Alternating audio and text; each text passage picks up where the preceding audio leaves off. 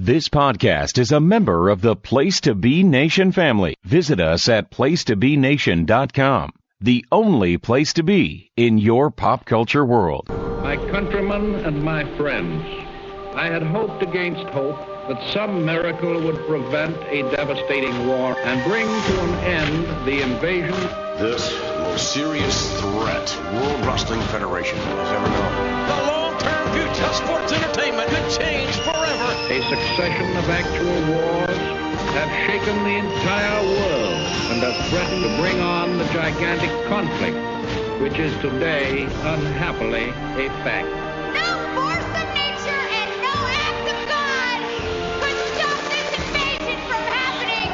I have said not once but many times that I have seen war and that I hate war. This is our last chance. There's no going back. There is no tomorrow. They want to finish us off. Feel this moment for the rest of your life. This war is only half over, and it could damn well be lost. We're laying it all on the line.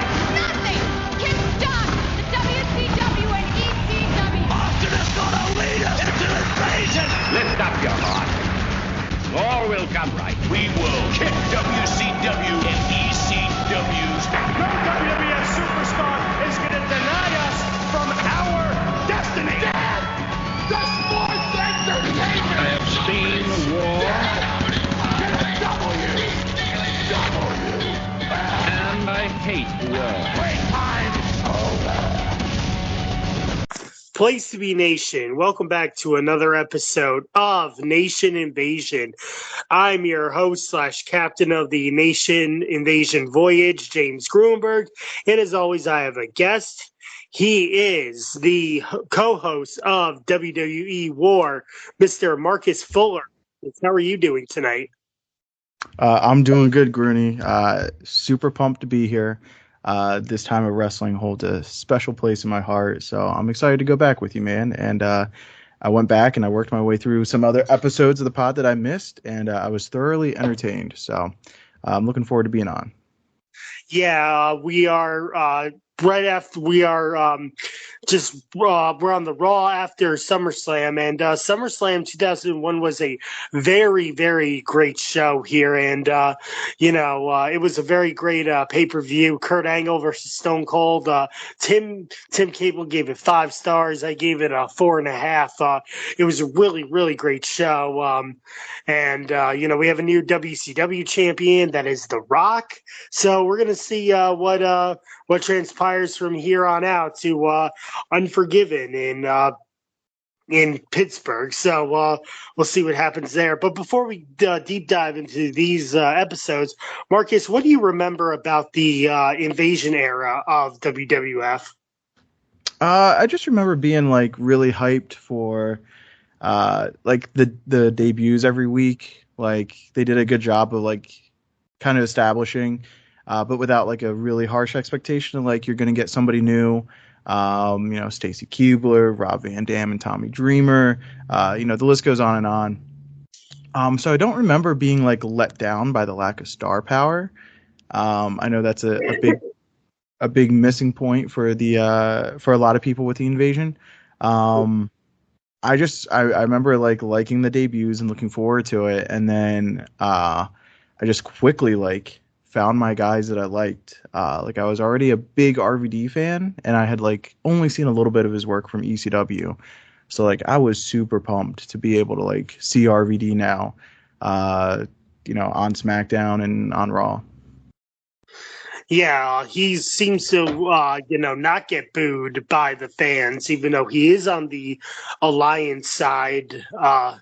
He's getting cheered a lot too. Well, it does seem that after, 2 months now, that some of the Alliance members are not getting a lot of TV time, and that they've focused on putting WWF guys into the Alliance, but they should really establish who they have from the WCW side instead of just like putting guys like Test and whoever else are going to put in the Alliance as well, Yeah, it very quickly kind of settled into like I guess you could call it simple, you could call it lazy. But like the most simplest version of an invasion is what they ended up doing, and it very quickly just became, all right, if you're a WCW and ECW, you're a heel. If you're a WWF, you're a babyface, and as you're going to go on with the project, you're going to see guys, with no allegiance whatsoever to WCW, just become like disenfranchised with WWF and jump ship over to the Alliance. Yeah, so without further ado, let's deep dive into our episodes here. We are live tonight. It's Raw, August 20th, 2001. They are live in Sacramento, California, the night after SummerSlam. Stone Cold arrives and the Alliance congratulates Stone Cold. Tonight is Stone Cold Appreciation Night. Stone Cold has more for Kurt Angle if he shows up tonight. So the Alliance is already, cheering Stone Cold that, he beat Kurt Angle, even though he didn't. He lost by disqualification. And there's always that question of, can Stone Cold finally beat Kurt Angle, cleanly? But that wasn't answered at SummerSlam here. No, and I'm with you, or I'm with Tim actually. That's a 5-star match for me. That Angle and Austin match from SummerSlam. I think it's one of the best matches in company history. I think it's got unmatched intensity. So I'm curious here to watch the follow up, and kind of pumped to see Stone Cold Appreciation Night, because I do remember what happens as the night goes on. But curious to see how we get there. Yep. So we go down to the ring. It's a match from Sunday Night Heat last night. It's a return match here. It's Lita, Molly Holly, and Jacqueline versus Stacy, Tori Wilson, and Ivory. Molly and Ivory start. Suplex to Ivory, chops to Ivory, tag to Tori. Jackie takes down Tori. Double clothesline to Stacy and Tori from Jackie. Enziguri to Ivory. And then a tornado DDT for Ivory for the win here. For this matchup, I want to star in a quarter. It's fine, but again, Tori and Stacy are really green here, and it looks like Jacqueline really dominated the whole match when it felt like they were trying to put Lita versus Ivory on the board here. Yeah, I went with a TV2. It was non-offensive. It was pretty quick, and they did a good job of hiding those with lesser experience. Just getting them out there, getting the young male, and definitely some women as well. Demographic, getting eyeballs on the Stacy and Tori and Lita, and all the women as well. But yeah, 2 for me. It was harmless. Alrighty. Dudley Boys congratulate Tess. Steph talks to Tess. She wants Tess to take out Chris Jericho because Rhino failed to take out Chris Jericho at SummerSlam. And you can hear, you can see, the tension, between, Tess and Steph. He goes, Steph, we've had a past, and, he actually calls Stephanie a bitch, but, well, he's like, I'd be happy to take down Chris Jericho for you. So we're going to get Chris Jericho versus Tess tonight. And then The Rock comes out to the ring. He's the new WCW champion. Rock says he took Booker T to school. He taught Booker T lessons of what an ass whooping looks like. And The Rock says there is one man who is electrifying in sports entertainment, and that's him. A little person comes out. Rock asks Booker T how he feels, and the little dude says, how do you think I feel, sucker? The little person starts to dance, and then Lance Storm comes out. Lance Storm says it's a sad excuse for The Rock to mock Booker T. Lance Storm challenges The Rock to a WCW title match. Rock tells Lance to just bring it, and then Lance Storm kicks the little person in the face.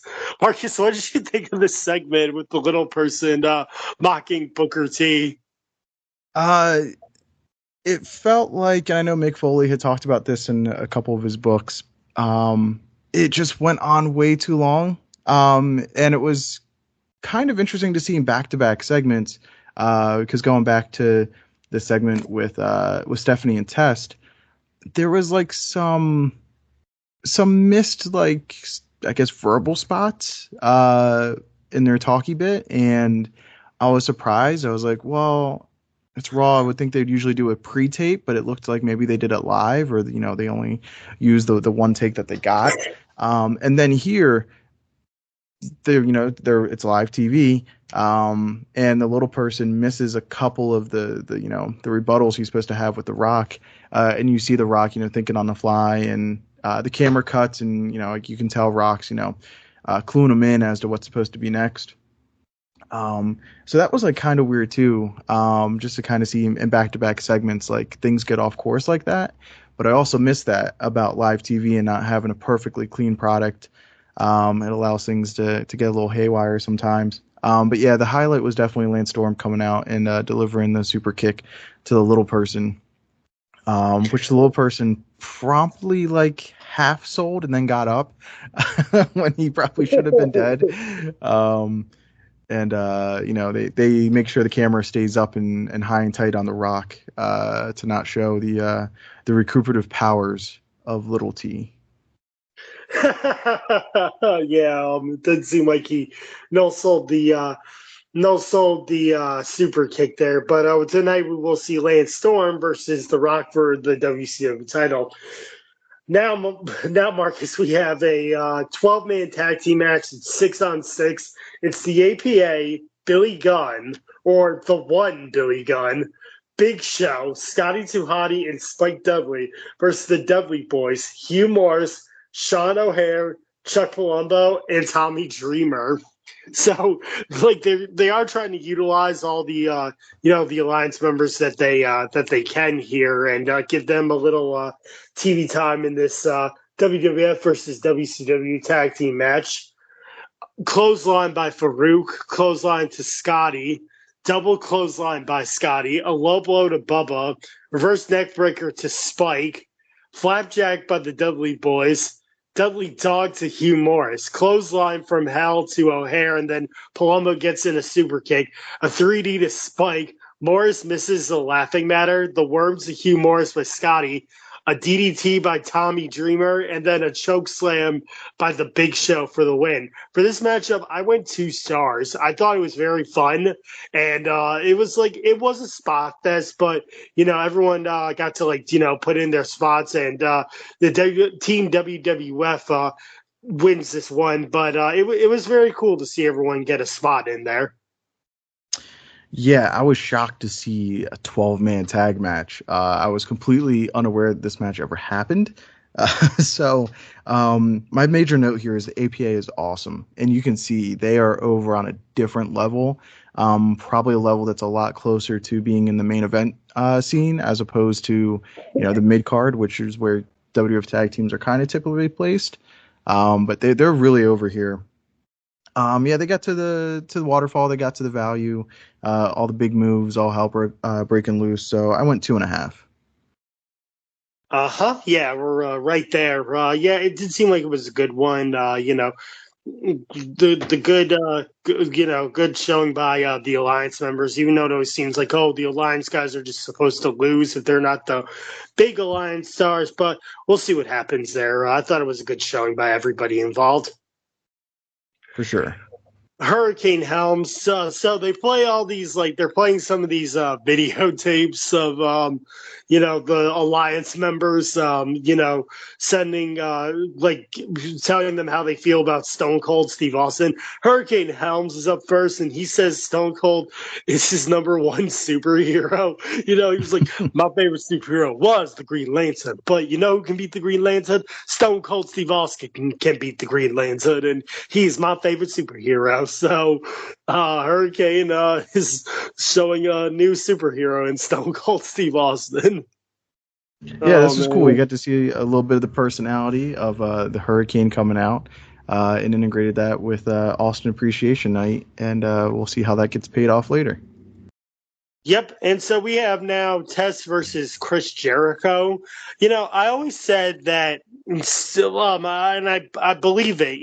Instead of Test coming into the WWE, into the Alliance to be the new enforcer kind of. They should have went with Mike Awesome. Like he's in the back, like, you know, just chilling out like all the time with the alliance members. But I don't understand how WWF has dropped the ball with Mike Awesome. Like WCW dropped the ball with him too. Like I don't know how ECW is the only company that knew what to do with Mike Awesome, you know?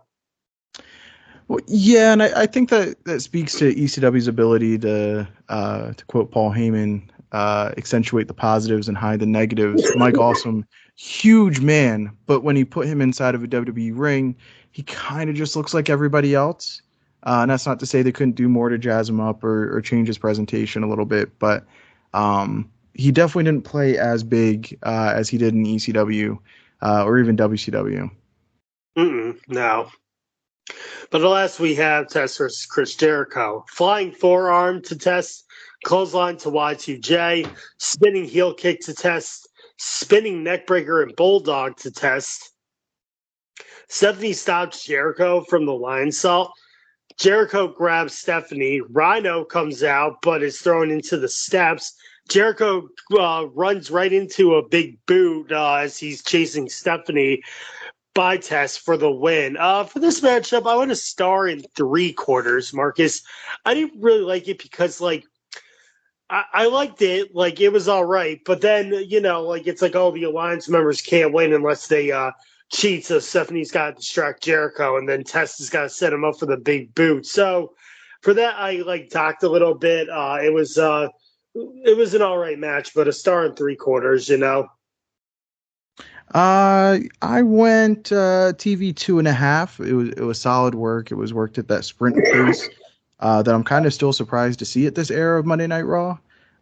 Just a lot of short matches. But I really like the finish with Rhino and Stephanie, and then Test hitting a big boot when Jericho slides in the ring to chase Stephanie. So good stuff for me. And did we already get to our Matt Hardy and Christian match? I know that was a quick one. No, we did not yet. No. Okay. All right. I might have had the order reversed on my notes. Yeah. Don't worry about it. I'll just guide you through it. Christian says he will beat Matt Hardy for the European title, you know, as he's always like just, you know, polishing Edge's trophy. And, you know, instead of like congratulating Edge, like he's all about, oh, it's going to be me. Like I'm going to like win the European title. It's like, dude, your brother just won the Intercontinental title and you're just talking about you. So it seems like they're like planting the seeds of a turn, but we'll get there when we get there, you know? Yeah, absolutely. I do remember, really being intrigued by this at the time. Like anytime Edge did something, it was a we accomplishment. Anytime Christian did something, it was I did this, speaking as Christian. So looking forward to seeing how this plays out as well. Yeah, and then it's like, well, if we have the Intercontinental title, it's like, no, Christian, I have it. You know, you don't have the Intercontinental title. Sean Stasiak is trying to say good things about Stone Cold, but he just can't get the words out. You know, this was a ridiculous segment here. He's trying to get it out, and then like he's just like, oh, I can't get it. Like, you know, I just can't do it. So he's like, oh, I love Stone Cold. So you know, they had this like ridiculous segment. Even Jim Ross like, oh, I'm so glad we got to watch all those takes of Sean Stasiak missing the lines here. Yeah, this was actually really well done. But one of the highlights of the night for me, I thought it was a really good way to get this new character, or at least new personality out of Sean Stasiak. Got my favorite WWE Sean's mixed up. But yeah, man, this was pretty funny. Yep, Mick Foley is at WWF New York. Marcus, did you ever get to go to WWF New York? Nope, never got to go. I don't think I made it up to New York City until 2008. So I believe the doors to the world at that point were long closed. Oh, yeah, they were 5 years gone. I actually went during the dying days.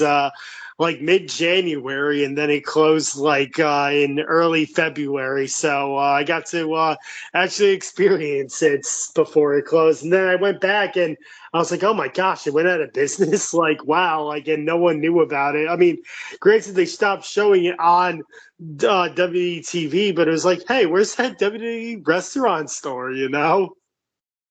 Yeah, it turns out like the dude run the restaurant was like siphoning millions out of the out of the restaurant. Yeah, he was embezzling, and you know, Yeah. he had to go to jail. Yep. So now we Good work have if the you can Rock get it. versus. Yeah. So now we have the Rock versus Lance Storm. Storm goes to work on the Rock. Samoan drop by the Rock, kick to Rock's face to the outside, clothesline off the ropes by Storm, spine buster by Rock, DDT to Storm, a rock bottom to Lance Storm for the win. So the Rock retains his WCW title versus Lance Storm. For this matchup, I went 2.25, Marcus. It was a good matchup between The Rock and Lance, and it was a good showing by the new WCW champion himself, The Rock. Yeah, I went 2.75. I think Rock really liked working with Lance Storm because I know they're going to work a bit as well, even going into 2002 as Rock is wrapping up his first main run in WWE. Yeah, these two have like just really good TV chemistry, really basic.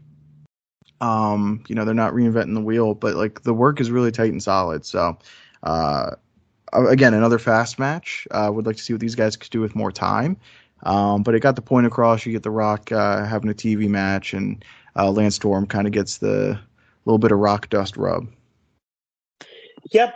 So then the Rock invites Little Booker back out, and Little Booker gives Storm a little people's elbow. But you can tell, like, the Rock, like, as he falls the first time, the Rock's like, don't fall again, little man.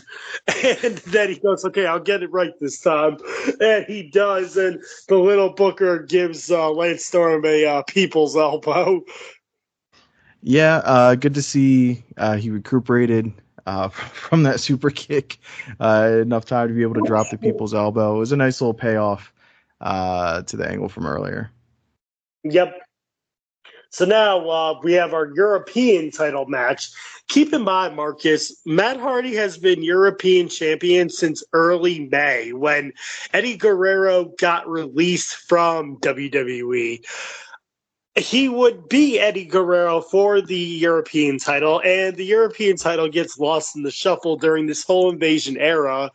You know, it's almost like, who has the light heavyweight title until they were like, oh, well, we have a cruiserweight title now too. So, but again, it's like, well, Matt Hardy got lost in the shuffle because he's been doing tag team matches with Jeff, and the focus has been more on Jeff than it has been Matt. So Matt Hardy has been holding that European title down, you know?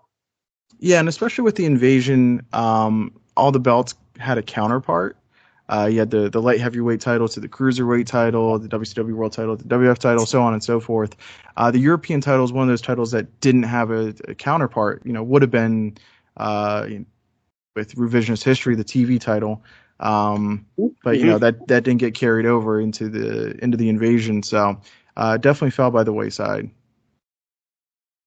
Yeah. So let's take a look. Neck breaker to Christian. Matt goes into the steps. Christian gets caught using the ropes. Reverse DDT to Matt. And then a twist of fate to Christian for the win. For this matchup, I went 1.5. It felt like they knew each other's moves, basically. And, like, Christian was really not showing a whole lot of offense here. And, like, it was just, another short little time match here, and it didn't really do anything for me. But I did give it 1.5 here, and it was a good match for what it was. Yeah, another sprint here. I went in a TV 2.5. These guys have chemistry. These guys could have this match in their sleep. But yeah, it was a speed run of what they could do. And Christian is just somebody who his work continues to grow on me. It's really like timeless stuff. Just all of his stuff is really good and ages like a fine wine, including his stuff in AEW now. So happy to get to see a Christian match, but still 2.5. Mm-hmm.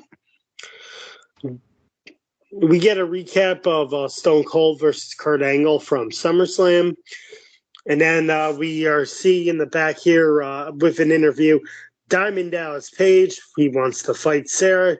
He says Sara wants him, basically. So he's saying that, oh, Sara wants me. You know, like, I didn't come after Sara because I want her. She wants me. So, again, another creepy promo here from Diamond Dallas Page after he got his ass kicked, and poor Canyon had to go into the cage as well. So, we'll see what happens between DDP and Sara. Yeah, I was surprised to see this still going on. I figured it was just completely done after the SummerSlam tag team cage match. It seemed like pretty much a burial of DDP and kind of putting this feud to bed, but I guess not. We still got a little bit more here tonight. Well, if you want to add insult to injury already from last night, let's go with that. Taz is appreciating Stone Cold.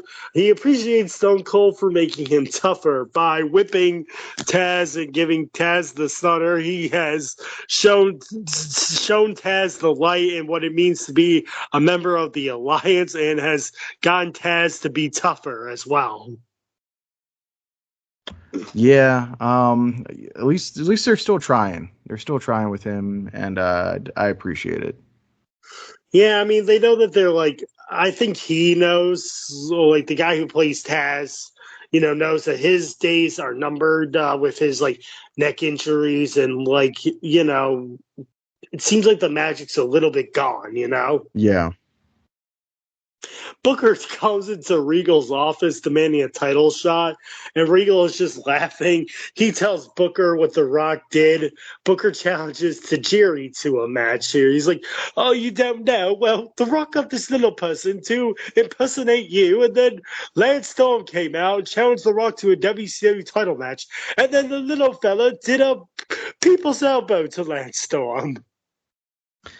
Gotta love the trope here where people are still showing up, more than halfway through the show.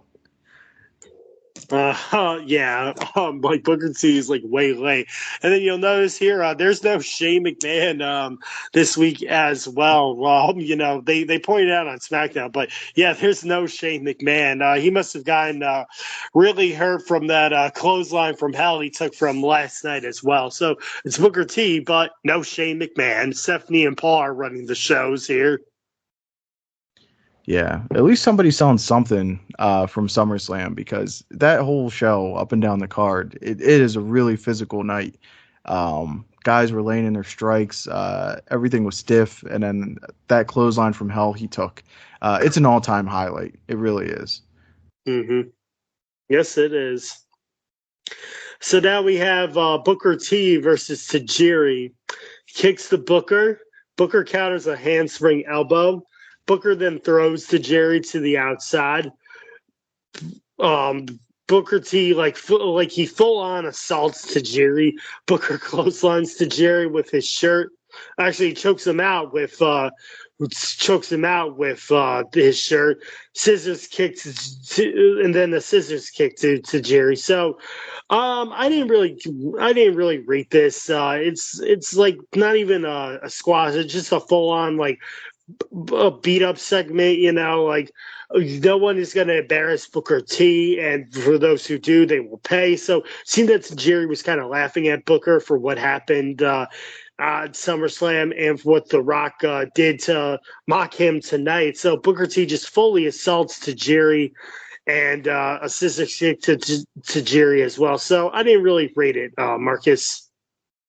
Yeah, I just went a standard like 2.5. Like, as an angle, it kind of, accomplished whatever it needed to accomplish. We're showing that, Booker is still dangerous, even though he lost the WCW title, and he's clearly upset about it. And he's sick of people mocking him for losing, which is another WWE trope I can't stand. Like, all losses are embarrassing. Like, you lost to The Rock. Like, there's nothing embarrassing about that. But, they pile on with the little person. So it at least did something to try to give Booker some juice back. Uh-huh. So Sara is warming up backstage. She says that she wants to do this on her own. And like I said, to add insult to injury for what happened to Diamond Dallas Page last night at SummerSlam with the cage match. Here is DDP versus Sara. Sara slaps DDP. And then Undertaker chokeslams DDP on the outside, and Sara pins him. Marcus, when I watched this match again, I thought it was a little bit longer and that they were slowly just torturing DDP as well between, Undertaker getting his shots in and Sara getting some of her shots in. But it wasn't like the Fonzie versus Beulah McGillicuddy match in ECW all those years ago. It was straight up just a choke slam to the outside. 1, 2, 3. For this match, I went a dud, actually. It gets a dud. It's for two reasons. Number one, it's a squash. And number two, this is sort of like an embarrassment to the Diamond Dallas Page character because he's going to be basically done throughout the whole for now, basically. Like, he's not seen on television. He's like doing these like weird, like it's me promos too, but he's basically put off into the back. They didn't really do Diamond Dallas Page any favors here in the WWF, did they? No, not at all. And he's, I don't drink the same DDP Kool-Aid that a lot of people do. I think he's a little bit overrated, just because he said he tape studied and obsessed over his, laying out matches ahead of time. Not my guy. However, he was undeniably over in WCW. And when he shows up in WWF, he's also over without needing the WWF's help. And he definitely feels like a guy that was broken down, to factory setting so that he could be reset in WWF's image, which is the thing that Vince does a lot. So a big swing and a miss for me when it comes to like the handling of this DDP character during this time. All this was completely unnecessary. I thought the SummerSlam cage match more than got the point across. And, if you want Sara, to be up on DDP and get her revenge, like, just do it in the end of the cage match, which she was, kind of involved in the cage match anyways. So yeah, this was just completely unnecessary. Didn't like any of it. And I'm also going to give it a dud. I would expect a dud on your war score here if you were doing the Raws and Smackdowns of the years as well. For sure. And then, I listened to, everything leading up to the Invasion pay-per-view on Something to Wrestle With, and Bruce is like, oh, the WWE audience didn't know Diamond Dallas Page. Well, it's like, yes, they did. They're showing the Diamond Cutter with DDP when he revealed himself as the stalker. And he had Kimberly. I mean, granted, I think they were separated at the time, but why would he want Sara when he had Kimberly? Yeah, the stalker thing was a swing and a miss. DDP was definitely over without their help. And they blew a layup. I don't think DDP had to come in and immediately work on top. I think he would have been a fine complementary piece to, your top acts that aren't in the main event picture, because the star power is so heavy here. He is a guy that he's totally fine working with Undertaker and Kane and guys like that. It's just the stalker thing is not it. No. But this is the end of Diamond Dallas Page for now. We'll see if we see him again down the line here. But now it is time for Stone Cold Appreciation in the ring. The Alliance members are on their way to the ring. They all come out to the ring. Paul Heyman says Stone Cold is the greatest leader in the world. Out comes Stone Cold. Paul thanks Stone Cold for allowing the Alliance to appreciate him. Hurricane gives Austin his Green Lantern t-shirt. And then Canyon gives Austin a t-shirt, Who Better Than Austin? Now, a lot of this got edited out here but instead of, I believe, I think they did the Stone Cold tribute video, but also they sang him a song, "You're the That's right. wind beneath our ring." And so that gets like copyrighted out. I think that was because I guess it's because of copyrights, or they was like, "This is terrible. We can't show this." But everyone's like singing along. Even they got Lillian Garcia to do it. Did you ever know that you're our hero? You are the wind beneath our ring. And oh, when Stephanie belted that, it was terrible. And then, so, everyone's like wearing a Stone Cold t shirt, but except for one person, and that's Taz.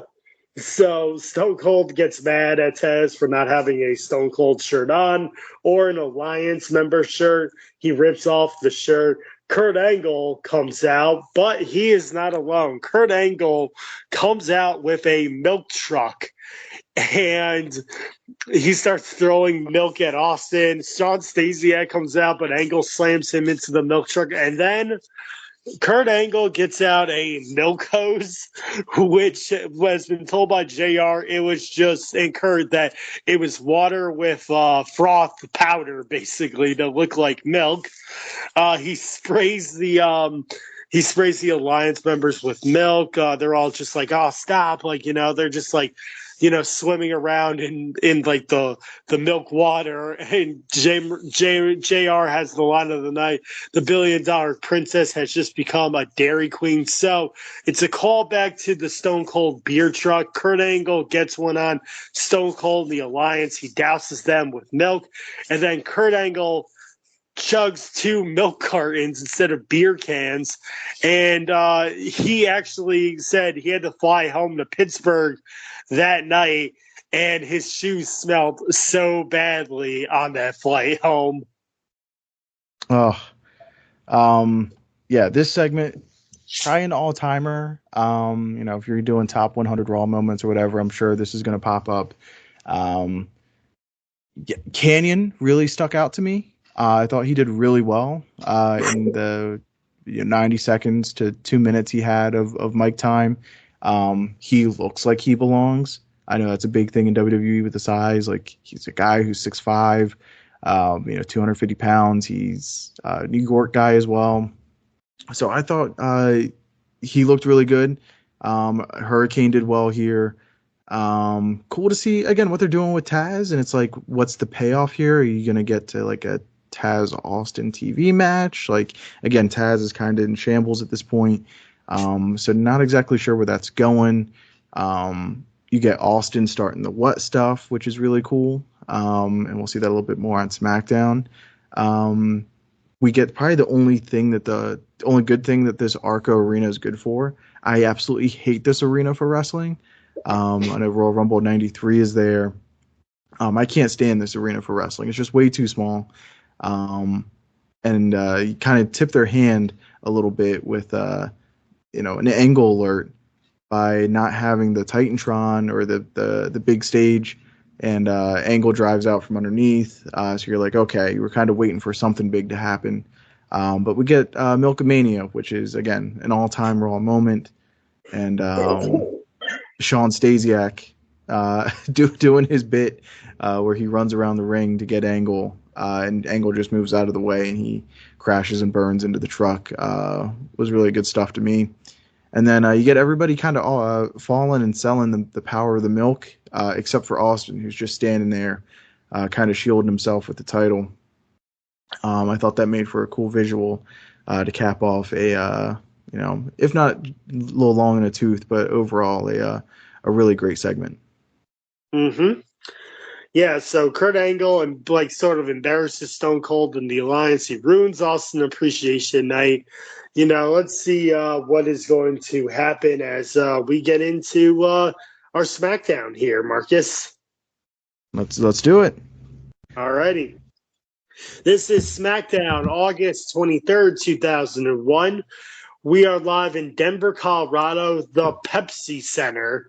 And Marcus, for the Arco Arena, hates, no, not hate, it's a small arena. The Pepsi Center always seemed like a really, more like talked about arena in arenas as well. Like it had its moments as well too, and it's got another one here tonight. Yeah, now known as the Ball Arena. It's the home of the possible back-to-back NBA champions, the Denver Nuggets. But yeah, this is an arena that's made for TV. I think this place always looks good on TV, and I'm happy to see Smackdown, which is my favorite wrestling TV show, emanate from the building on this night. Mm-hmm.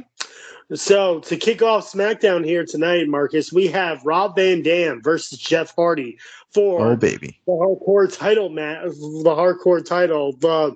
These two were not seen on Monday Night Raw.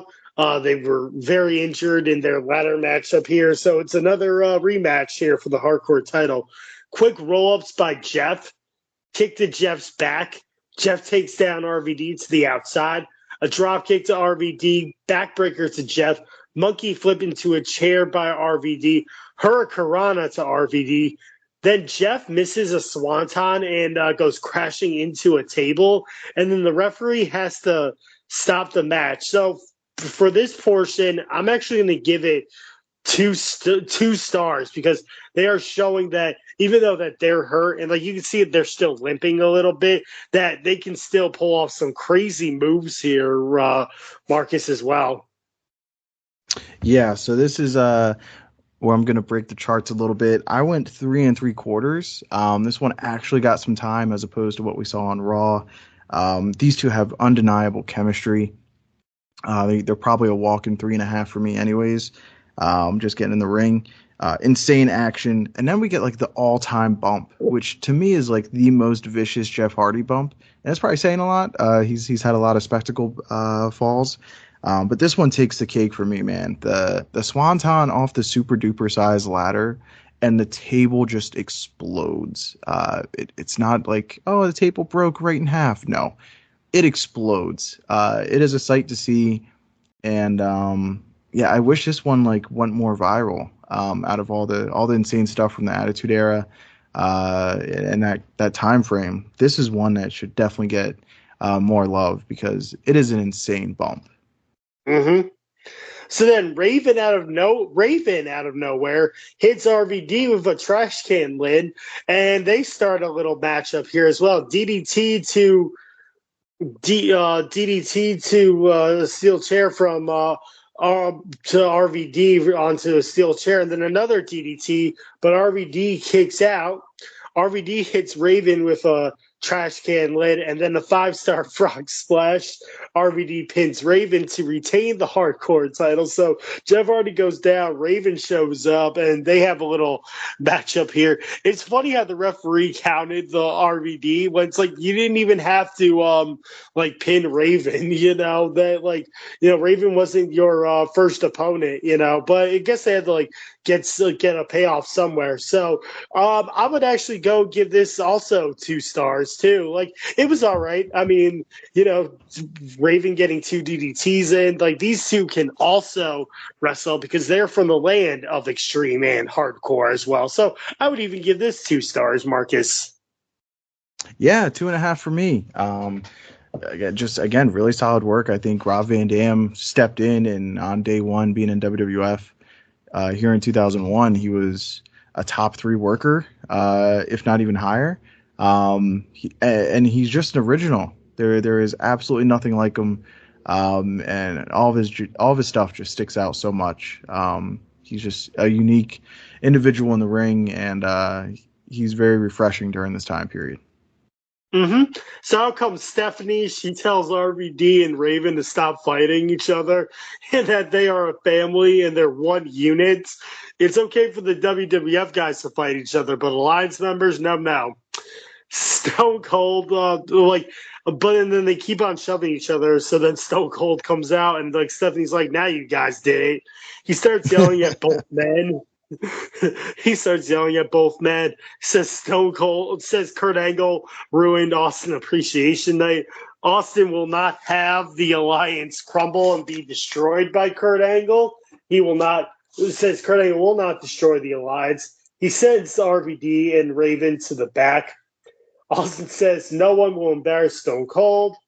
Chris Jericho comes out, tells Stephanie to shut the hell up. And, he asks Austin if he's got milk. And then I think this also got blurred out as well. But I think Jericho sings his own rendition of Wind Beneath My Wings by asking Austin, did you ever know that you're a jackass? That's right. I do remember that. So, instead of that, we get the recap of Angle spraying the alliance with milk. Chris Jericho then challenges Austin to a WWF title match. Stone Cold accepts, except he will not put the title on the line, but he'll still fight Chris Jericho. Jericho accepts. Marcus, what did you think of this whole segment here? It was a cool way to kind of bleed the two segments together, or I guess glue them together by having them, bleed into each other. Just RVD, going back to him, like once Stephanie gets involved in the segment, you can just tell that they have a great chemistry. And then you get Austin in there, and it really feels like if RVD really wanted to, he's the guy in the alliance that could stand up to Stone Cold. And more than hold his own, he could knock him down. And, he ends up walking away, and we get to stuff with Jericho. And Jericho and Austin are another two guys. We talked earlier about like Lance Storm and The Rock. Jericho and Austin work a good bit here in 2001. And, they really do bring the physicality in their matches.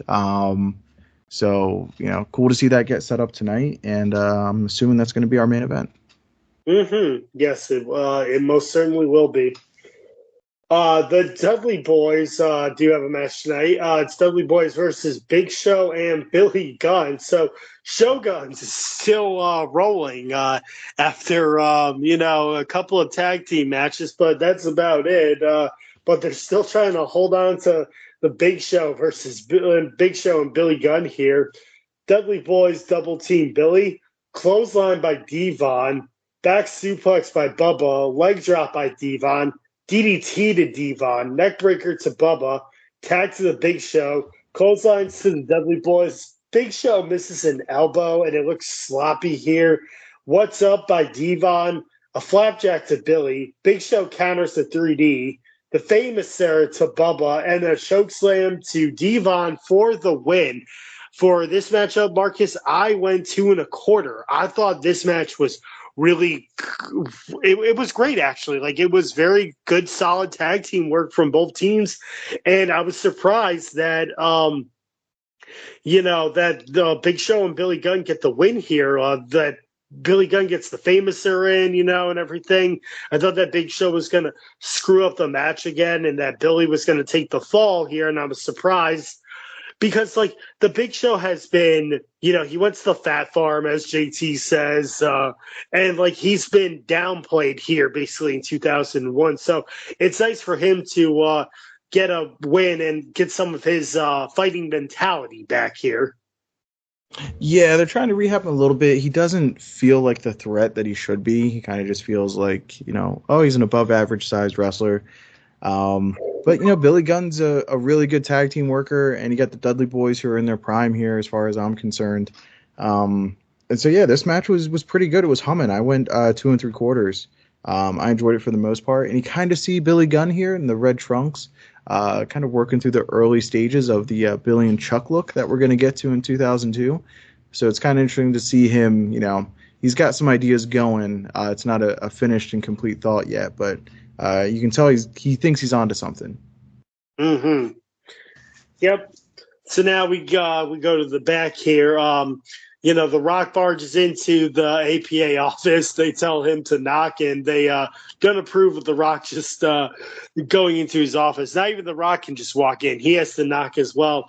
The Rock knocks on the door on the back side of the door. They're like, "Oh, hey, Rock, how you doing, man? Sit down, play cards with us."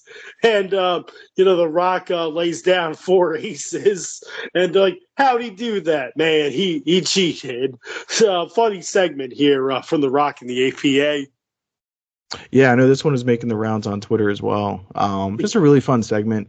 and it's cool to see like how all these characters can interact and interact in each other's world. I always loved the APA office and the poker games and the drinking and stuff like that. I thought it was really cool, and really cool to see Rock play ball here too. Yep. Edge is backstage talking to his Grandma Edna. Christian walks in, and Grandma Edna hangs up the phone. So Christian cancels Edge's Intercontinental Championship defense and says, "Oh, I got us a WWF tag team matchup." And Edge is like, "Don't we have to face Undertaker and Kane for those tag team titles?" And he's like, "Yeah, but we can do it. We're ENC, and we're going to be 8-time tag team champions, the Octo champions," as he says. Yeah, again, just telling stories, man. Progressing this Edge and Christian split. Yeah. It's like, oh, well, don't worry about it, man. Like, we got to focus on our tag team titles. I'm going to win us the tag team champions tonight here. So we'll see what happens there. Canyon is backstage with Alliance members. Canyon asks, "Who better than Angle?" And they answer Canyon. So Canyon says he's better than Kurt Angle. We'll find out here. It's Kurt Angle versus Canyon. Right hands to Angle. Crossbody by Angle. Neckbreaker by Canyon. German suplexes to Canyon. Belly-to-belly suplex. And then, he calls it the "I'm better than you." It's like a flapjack slam to Angle for a 2 count. Russian leg sweep. Angle slam and the ankle lock for the win. For this matchup, I went 2.5, Marcus. I thought it was good showing by Canyon and a dominant showing by Kurt Angle. It will take down anybody just to get Stone Cold Steve Austin. Yeah, 2 3/4 for me. A more effective version of what they try doing on Raw with Booker T and Tajiri. Here it's Angle, and he has a competitive match with Canyon, but in the end he just ends up steamrolling him. And you see that intensity, one of those 3 eyes that Angle possesses, which really just separates him from the rest of the roster. So now we have a 6-man tag team matchup, WCW versus WWF. As it is Rhino, Test, and Booker T versus APA and The Rock. All 6-men brawl. Scoop slam to Rhino. Shoulder tackle to Rhino. Big boot by Bradshaw. Neckbreaker to Bradshaw. Clothesline by Test. Flying clothesline by The Rock. DDT to Rhino. Big boot to Rock by Test. Sidewalk slam to The Rock. Spinebuster to Test. Clothesline to Booker. Spinebuster by Farouk. Clothesline to Hell by Bradshaw. A gore by Rhino to Rock kicks Booker to the outside. Scissors kick to Farouk for the win. So Booker T, Rhino, and Test beat The Rock in the APA. For this matchup, I went 2 3/4 on this matchup here, Marcus. 2 3/4. I turned it up a little bit. I went 3 1/4. Really solid 6-man action. Again, it got time. And it's cool. I talked about APA being on that different level of acts and how, they should be rubbing elbows with the main eventers. Well, here's an example of that as they're teaming with The Rock and, they're involved in a main event or main event adjacent match and angle here. So I really enjoyed it. Thought it was great action. And, Rock doesn't get enough credit for how much he actually worked and the variety of guys that he worked while he was on top. A lot of guys like to stick to working, a couple guys or their buddies or whatever. But it's cool to see Rock mix it up with Rhino here. That's not really a matchup you'd think, you would have saw, just a couple months prior. But here they are in the same match. So I thought that was cool. The Rock, like you said, The Rock never really wrestles that kind of style of a man who just is tackling you like a beast. Basically, that's what Rhino does, and you would think that their styles don't match, but they did a really good job, clashing. Yeah. X-Pac is at WWF New York, and he will take on anybody because X-Pac is still there. He's the first guy to become the champion, a champion for both companies, as he holds the WWF light heavyweight title and the WCW cruiserweight title. So, not being really properly used, here during these weeks, but he did have that awesome matchup at SummerSlam with Tajiri as well. So we'll see what happens as do they get back on track with X-Pac here. Yeah, for sure. Really liked him during this time. Is this, I guess, in a little bit around this time? Yeah, we're going to be getting the group X Factor. So I'm looking forward to that, and always good to hear some Uncle Kracker just with the X Factor theme. But yeah, we're getting there. Actually, Marcus, we're kind of past that. Actually, oh, we're past it. Oh, shoot. Yeah, we're past that. Just Incredibles in the Alliance. X Factor kind of broke up. Shoot. And, thought I had that reversed. I thought they joined a little bit later. No, they joined in February of 2001. Oh, wow. I'm way off. Okay. By the time the whole the end of the invasion, nobody can find X-Pac, so I don't even know if he gave it back. He just keeps the light heavyweight title. He's like, I didn't give it back to him, and so there's no unification of those two titles, as we'll see throughout the months. Well, no wonder they got nothing going on for him. He doesn't have Uncle Kracker and X Factor anymore, man. That's why he's being forgotten about. Shoot. Yeah. So now we have Perry Saturn. He's still looking for Moppy. Regal says he found Moppy. It's funny too. Like Regal goes, "Oh, Jay, this is gonna be a great idea." Perry Saturn's a bloody imbecile. He'll believe it's Moppy. So Regal goes, "Perry, I found Moppy." Regal gives it to him, but Perry says it's a fake, and he goes ballistic, and he starts swinging the mop at Regal. Regal's ducking, and then when Perry Saturn leaves, Regal goes, "I told you it was a stupid idea to Jerry. What were you thinking? Bloody hell!" Yeah, man. The Moppy highlight, or the Moppy segments were a highlight for me.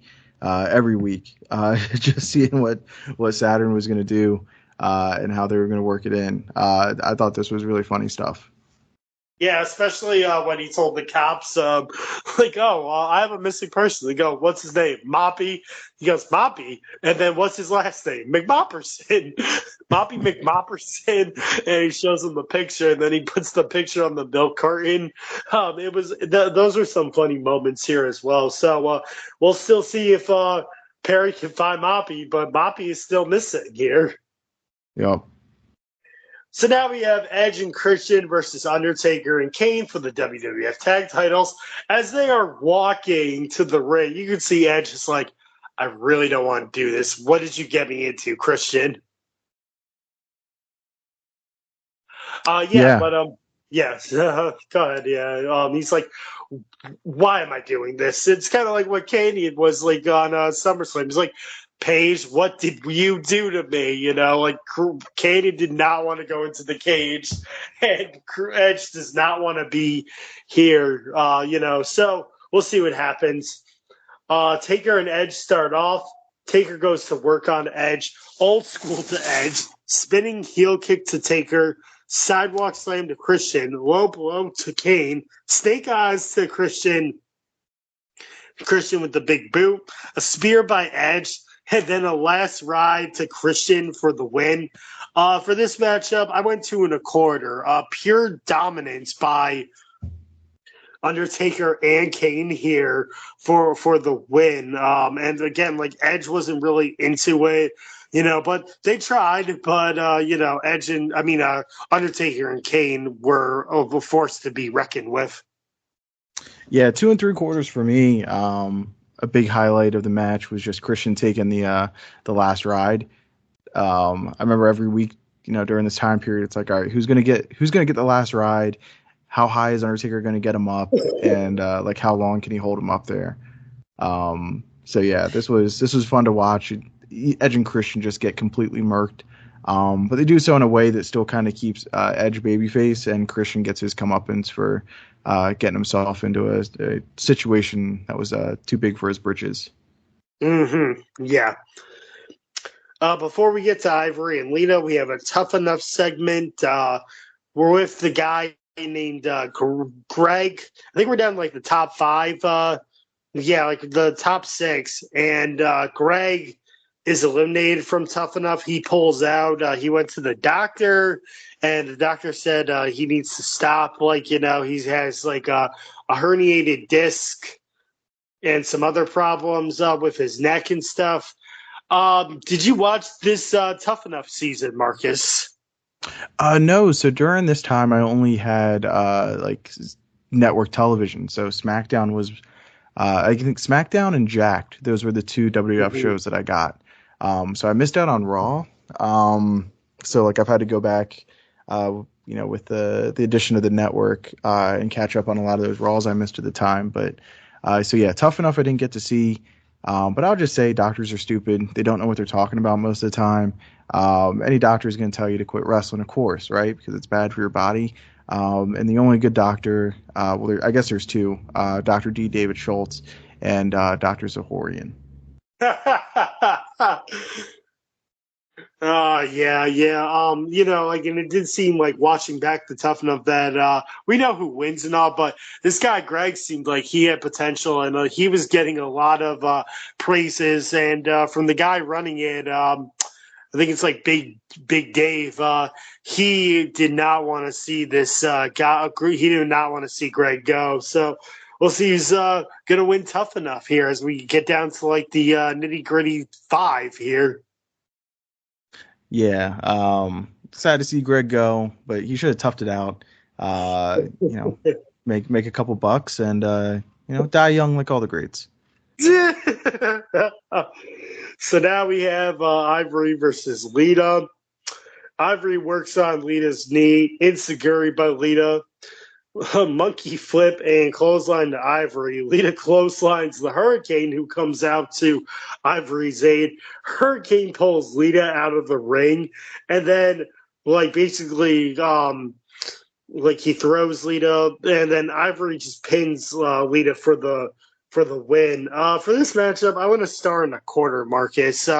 Lita selling the knee from the Tanya, from what's they call the Tanya Harding, crowbar shots from Sunday Night Heat. This matchup was all right. It's weird to see they're trying to do something with Hurricane here. So yeah, nothing too special, fancy. So star in a quarter for me, Marcus. Yeah, I gave it the gentleman's TV2. All fine work. Ivory's solid. Lita, if she's being guided right, she can be guided to some passable matches during this time period. Just too much stuff going on at one time, like getting Hurricane in here as well. Like too many moving pieces for something that was just a couple minutes long. Yeah, I wonder if they were trying to get Ivory to be the Hurricane sidekick at the time to see, and then they found somebody else, but it did seem like they were like, is Ivory going to be the Hurricane sidekick, Yeah, they look to be moving in that direction. Superhero sort of look here. Raven says he and RVD are not done. Raven wants to challenge RVD on Raw. He says when Stone Cold gets back from beating Jericho, he's gonna challenge. He's gonna ask Stone Cold if I can challenge challenge you for the Hardcore title. RVD says you don't need Stone Cold's permission. Just bring it on, man. So. According to Michael Cole on Raw, we'll get the Hardcore title alliance match here. Hopefully we get that because they're 2 good ECW guys, Marcus. Yeah, again, RVD getting some promo time here on SmackDown. I guess a knock against him has been oh, he's not a great promo. Well, not if you have him standing up in front of a crowd for 15 minutes trying to recite, some 300-word script. Like, no, that's not his wheelhouse. This backstage talking segment was, again, really natural and really good, and it built the conflict and the tension, and I want to see these two guys go at it. Yep. So now we are at our main event. It is Stone Cold versus Chris Jericho. Stone Cold comes out, but then Commissioner Regal comes out. Stone Cold might be the WWF champion, but it is Commissioner Regal who makes the decisions, and Stone Cold will defend his WWF title tonight against Chris Jericho. So it is for the WWF title. Good on Regal for the standing up to the big bully Stone Cold. I enjoyed Regal making Austin's life a little bit of a living hell here. Yeah, and it's a good way to play into the fact that, like, right now the titles are on the opposite sides of the aisle. So yeah, technically the WWF title would. Yeah, exactly. Regal still runs it. Yeah, like, and I think even though the WCW title is in the WWF hands, Shane McMahon will make The Rock's title matches here. Right. As well, too. So we'll see what happens as we get into it. Chops to Jericho. Austin goes into the post. Roll up by Jericho. Crossbody to Austin. Austin sends Jericho into the table. Austin goes into the post again. So Jericho really working on Austin's shoulder here. Chopped by Jericho. Arm lock to Austin. Low blow to Jericho. Austin drives Jericho's back into the post. Roll up for a 2 count by Jericho. A bulldog to Austin. Austin counters the lion salt. Armbar by Jericho again. Austin uses the ropes to pin Jericho here. So Austin wins. He cheats though, and he uses the ropes. For this matchup, I gave it a 2.5. I thought it was good. A little cowardly for Stone Cold to use the ropes in a matchup to gain the win. But again, Austin will win at all costs and will retain his title at all costs here, Marcus. But a 2.5, nothing really that big. Like, it felt weird that Jericho was always trying to go for an armbar, but again, he's exploiting like Austin's shoulders, and like just a lot of like using of the post, basically. Yeah, I went 3. Again, these guys are just so physical, and you think about Austin 01. I know a lot of times it's kind of like revisionist history of like, oh, he comes back from the neck injury and he's not exactly the same, or it's WrestleMania 17, the turn happens and it's all downhill from there. It's like, no, his 2001 is really good, and he works like a madman. He's wrestling in his body, like he's wrestling in somebody else's body. He's running it straight into the ground. So yeah, a really physical TV match. And I guess they got to do something different with the finish to protect Jericho, as this is his second loss on TV this week, coming off the win at the pay-per-view. So yeah, a 3 for me. We get a big time match to end the evening. Again, it gets some more time as opposed to what you get on Raw. And overall, I thought this was a really strong episode of SmackDown. Yes, I agree as well. WWF guys and Alliance members trading back and forth wins here. And like you said, 2001, I loved Stone Cold in 2001. The paranoid, vengeful man, everyone's coming to get the title. I need to beat the crap out of everybody, Stone Cold. I loved it, and I love that he was a heel because he took no prisoners, even with, women like Lita, and all these other people. He just took no prisoner, and nobody was going to beat him for that WWF title. Win at all costs. Well, Marcus, that is going to do it from us on these shows. But before we go, do you have anything that you would like to direct our Place to Be Nation and North-South Connection listeners to? I guess just WWE War, both on YouTube and in the podcast feed with JT, and my podcast, not a part of the Place to Be or North-South Connection, but is with Tim Taylor, my buddy from Viewer's Choice on North-South Connection. We do Final Wrestling Place, where we kind of take something from wrestling and we kind of put it into a good place or bad place. It's just, kind of just two best friends chopping it up for, an hour or 90 minutes or whatever. But that is it for the plugs for me. Thank you, Marcus. As for me, you can find me mostly on the Place to Be Nation wrestling feed. I have this podcast, and I also have Extreme Resurrection, where me and Steve Riddle, we cover ECW on Sci-Fi. That was from 2006 to 2010. We're breaking down every ECW on Sci-Fi episode, two episodes a show. We just covered September 11th and the September 18th shows, where CM Punk is now going to have a new number one contender as an elimination chase, as it comes down to Elijah Burke, Kevin Thorne, and Tommy Dreamer, who will be competing against each other to see who will be CM Punk's new opponent for No Mercy 2007. And will Kelly finally go on a date with Balls Mahoney? That and much more on ECW Extreme Resurrection. That is where you can find it, Extreme Resurrection. And on the Place to Be Nation pop feed, I did a blockbuster rewatch with Andy Atherton. We rewatched Star Wars Episode 3, Revenge of the Sith, as he closes out the prequel series of the Star Wars trilogies. And he's moving on to Star Wars Episodes 7 through 9. So maybe I'll be a guest back then as well. Well, I want to thank Marcus Fuller for being a guest tonight on Nation Invasion. Marcus, thank you very much. Well, man, it was great going back in the time machine to the summer of 2001. Felt good rewatching this era of wrestling. And great to be on a pod with you, too. So really enjoyed it, and thanks for having me on. Yep, well, that will do it from us here on Nation Invasion. Be prepared as we, the nation, bring the invasion.